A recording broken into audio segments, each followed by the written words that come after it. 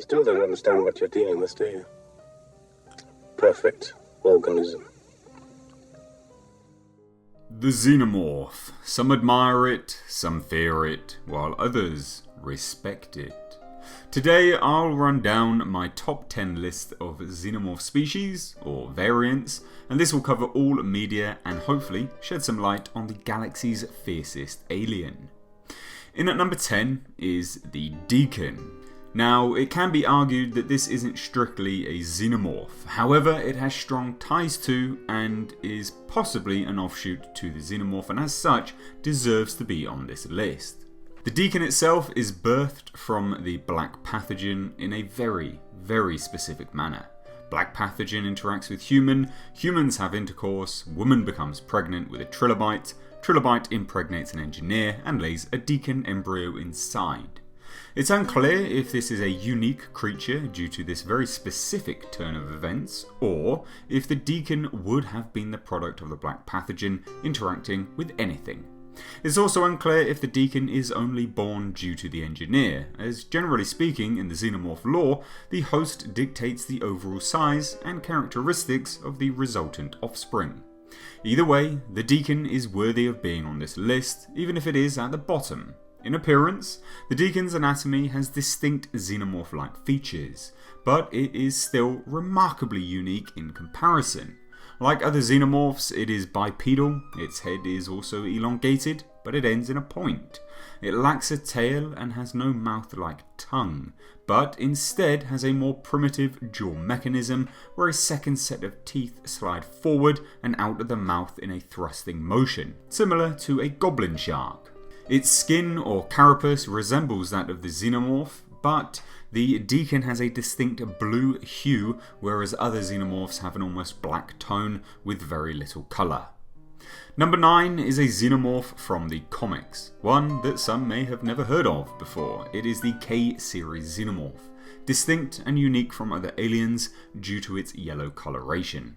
They were a variant that was created by Dr. Samuel Kadinsky that would eventually escape from a lab, and it was thought that they would in fact be stronger and superior to the standard black strain xenomorph. However, the normal strain of xenomorph didn't tolerate the new genetic strain, and ultimately the pure xenomorphs outclassed and destroyed the K-series.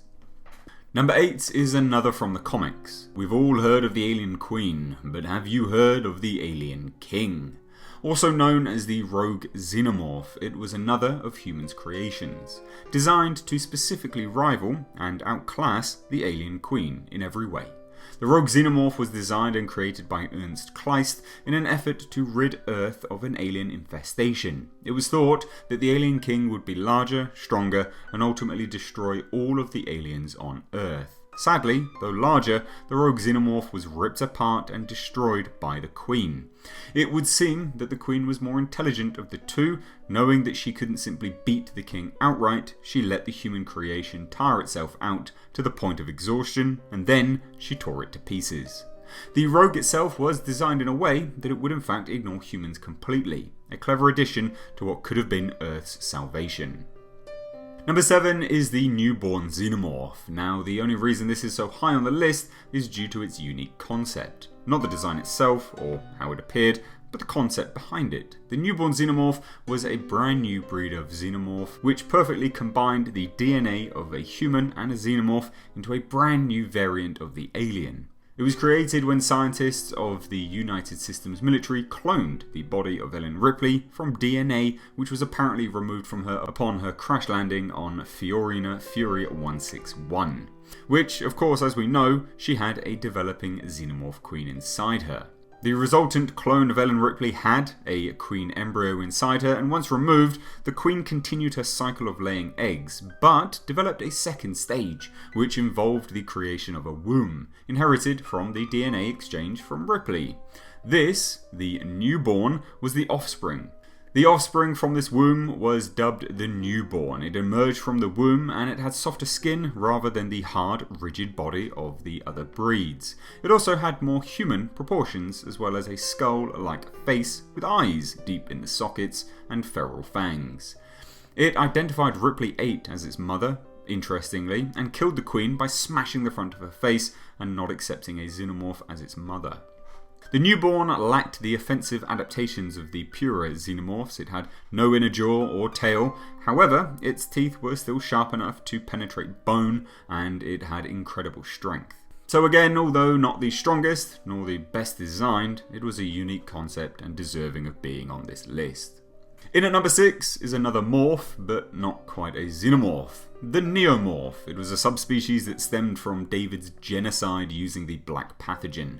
The mutagen infected the plant life on the planet and created spores, which, when the humans landed and became infected, gave birth to the neomorph.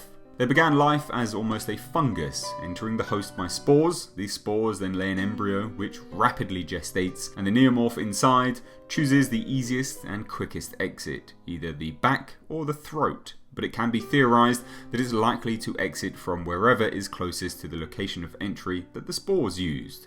The neomorph itself is a white-coloured alien that shared many characteristics of the standard xenomorph, but is also very different as well. It has an elongated head, tail, and is incredibly animal-like, far more animal-like than even the xenomorph, which, compared to the neomorph, appears to be much more intelligent. The neomorph doesn't have the acidic blood of its relative either, and according to David, the engineers created the black pathogen which was designed to create hybrid creatures, like the neomorph, that would instinctively hunt down and kill all animal life in an ecosystem. This can be evidenced by the neomorph's actions because it didn't attack David when unprovoked, recognizing that he was in fact synthetic. Number 5, from the games, comics, and one film. The Predation is a deserving xenomorph to be on this list, once again due to the concept, but also the design. Not to everyone's taste, I personally always liked this, especially when encountered in the original AVP games.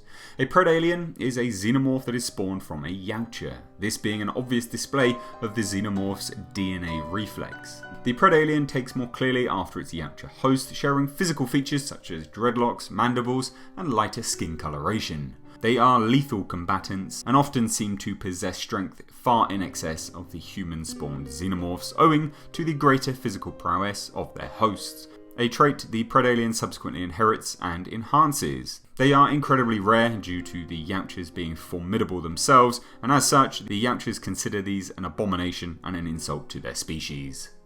Number 4. The Praetorian, the Queen's Guard.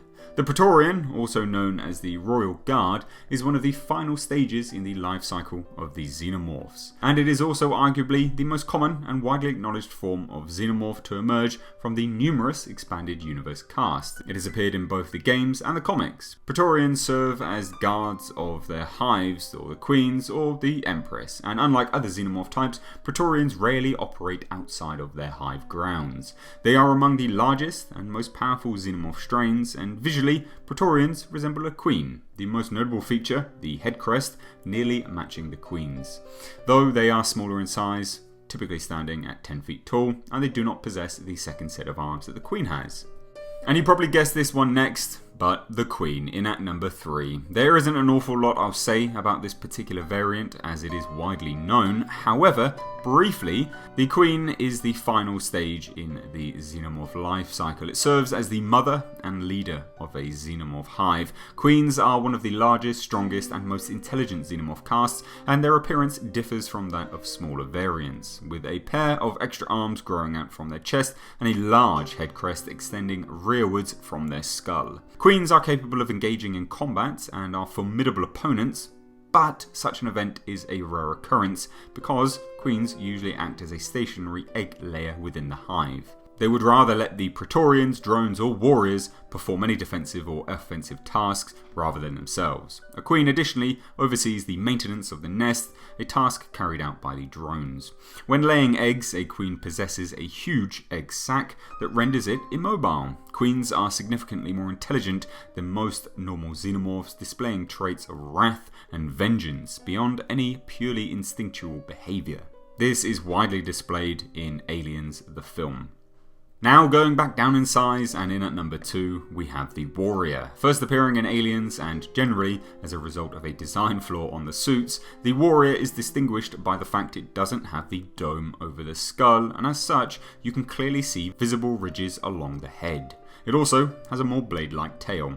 It is thought that the Warrior, also known as the Soldier, is the primary assault caste of the Xenomorph species, and as such is almost certainly the most numerous caste of Xenomorph in existence. They are fast, reasonably tough, and savage combatants. Even in death, the Warrior is dangerous, as its pressurized bloodstream will cause it to burst apart, drenching nearby enemies in acidic blood. Warriors are identified by their ridged heads and stand around 7 to 8 feet tall on their hind legs. They are about 14 to 16 feet long, including their tail.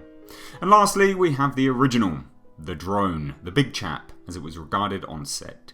The original alien that started it all. The drone is an adult variant of the Xenomorph species, often said to be the most basic adult caste. It is a loyal servant to the Queen, but essentially represents the lowliest class of the Xenomorph, comparable to a worker ant. Drones construct Xenomorph hives using a resin-like secretion that they produce, and collect hosts for impregnation.